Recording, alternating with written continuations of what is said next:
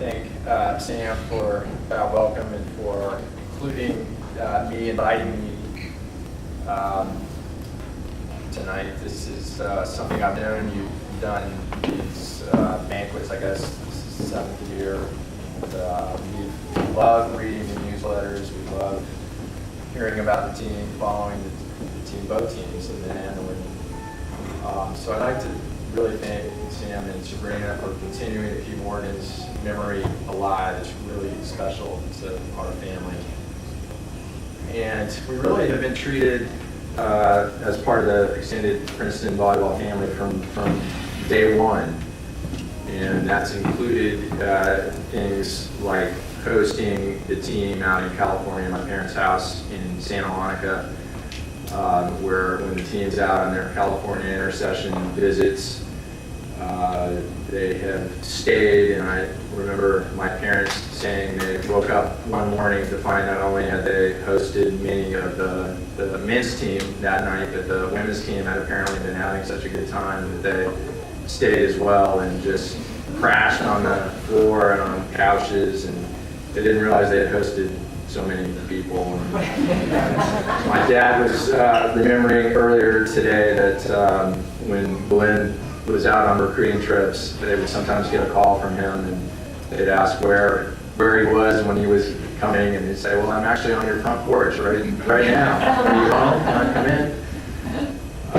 So definitely treating us as family. And then just when I've been back for reunions and things, I've enjoyed stopping by the coaches' offices and getting to visit. But one thing that was really special, Sam was new. Our family was in New York City for an event honoring my brother Morgan. Sam made the trip in to meet us and spent the whole evening with us.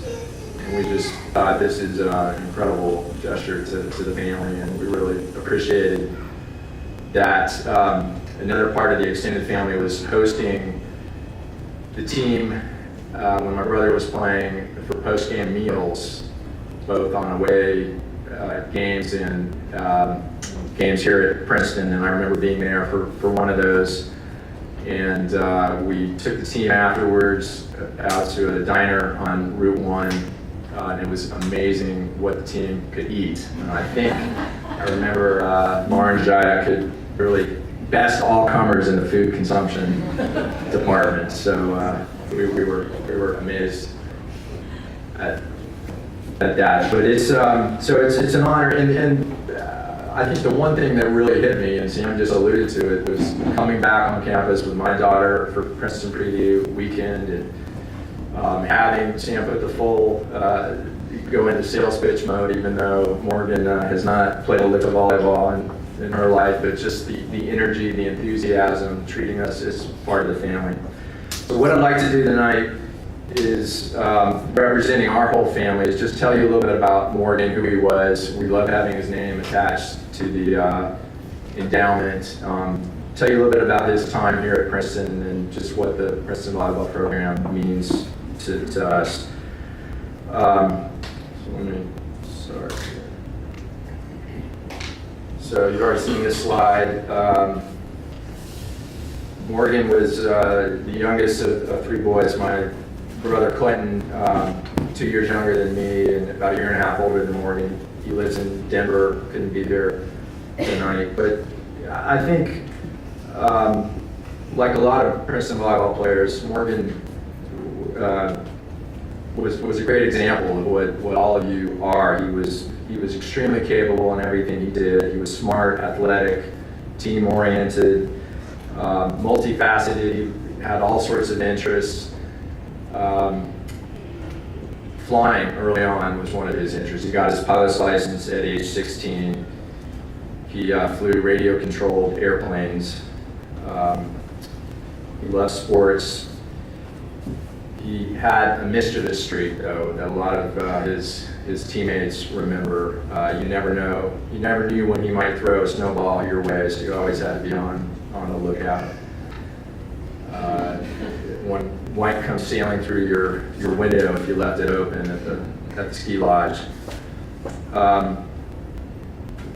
And he eventually got into volleyball. And it was something I played just a little bit, but he had the size advantage and the strength advantage, and he was good at it.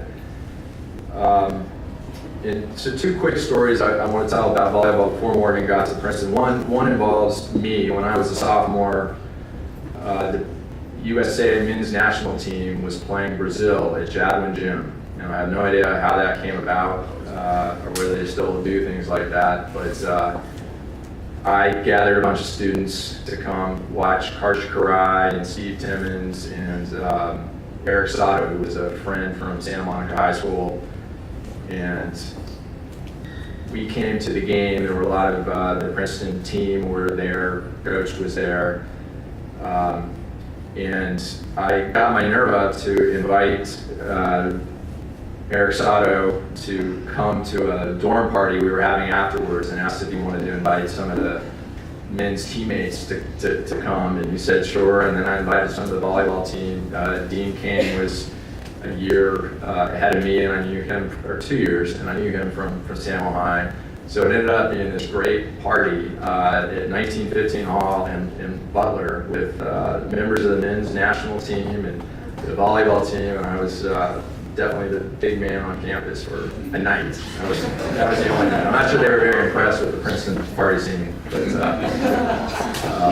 and then my brother Morgan, when he was in high school, he volunteered as a line judge for a game, USA versus Russia. I think it was at the Forum in Los Angeles. And it was a tight match near the end of the game. The Russians hit one really close on the line. Morgan called it in, and apparently the whole U.S. men's team just turned and glared at him, and he held his own. He didn't try to change the call, but he said later he just wanted to cry at the time. But he eventually set his sights on Princeton, and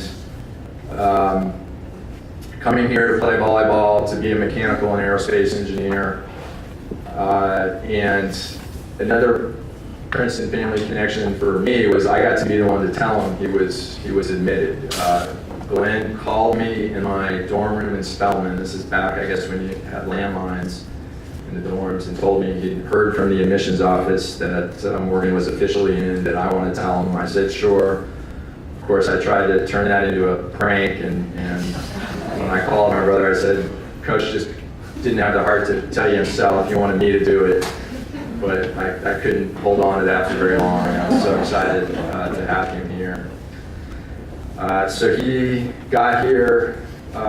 This was his Corvair that he loved and the team knew about. If they ever saw one on the van rides to a game, Morgan would make sure and point it out. He wore his Princeton bow tie to his high school graduation, Samuel High. And he had a lot of interest when he was here. As Sam mentioned, he played, or he was part of Air Force ROTC. That took a lot of time. He was a mechanical and aerospace engineer. That took a lot of time. He enjoyed his classes. He had a poetry book where he would keep track of poems. He loved hanging out with his roommates.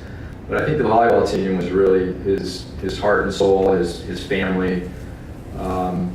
Like everyone else has alluded to, the little things, the van rides, the Mother's Day tournaments, something about Princeton volleyball I think is so unique. And one of Morgan's best friends in high school is the UCLA women's coach right now, Mike Seeley.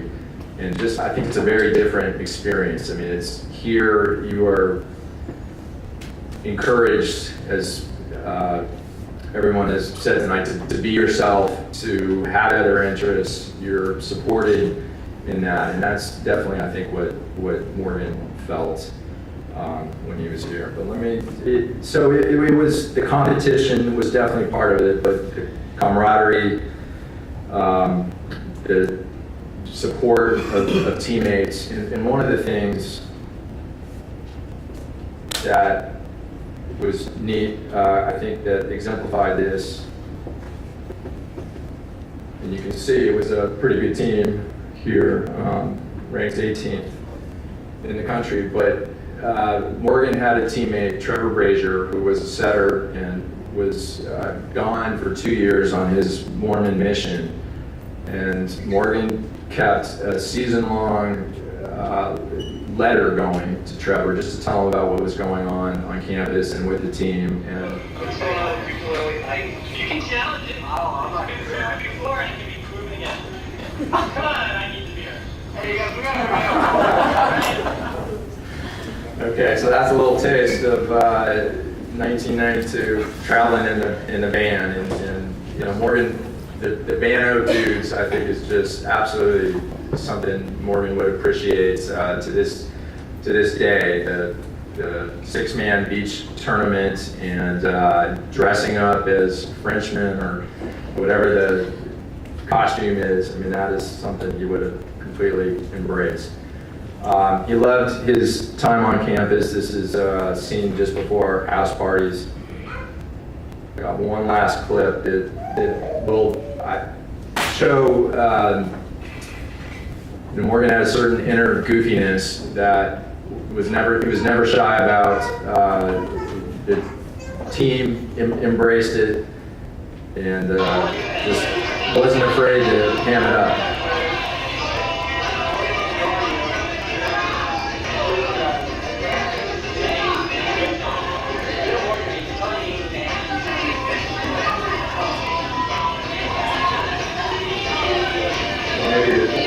Maybe a little bit. Well, he's sticking out his tongue in the picture.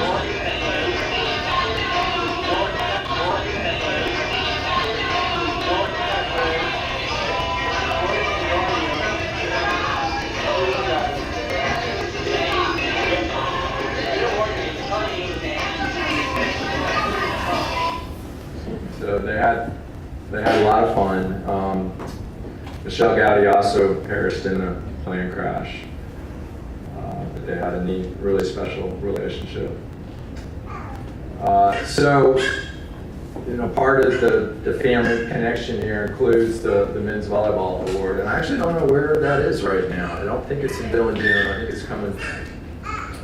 They moved it to clean. It's coming back, but it's on the very top right here in this picture. And then we've got a bench in Prospect Garden. There's one for Morgan, there's one for Michelle. My dad and I went to visit and sit on it for a little bit today. It's really just a special place for us to come and remember Morgan. These are some of his roommates who were here for a reunion and crowding around the bench. And that brings me, I guess, to what the volleyball team means to us. And you know, it's something very tangible to us. It's a connection to a place where we can come back, we can take in a game, we can see the benches, we can see the volleyball award each year. But much more than that, it's an ever-growing extended family of people who knew who Morgan was. They celebrate his spirit. They share their lives and their news with us through the newsletters, through coming to visit. You know, my parents still go to the games in California. It'll be really fun for me to be back on campus and go to games. But when you're not able to hear from Morgan for the last 25 years and know what he's up to, I mean, the next best thing is to hear what his classmates and what his volleyball family is up to. And so all of you are a part of that now. We feel an incredible connection to that, and Sam and Sabrina and all of you, really, that is a huge thing for us and our family. So thank you.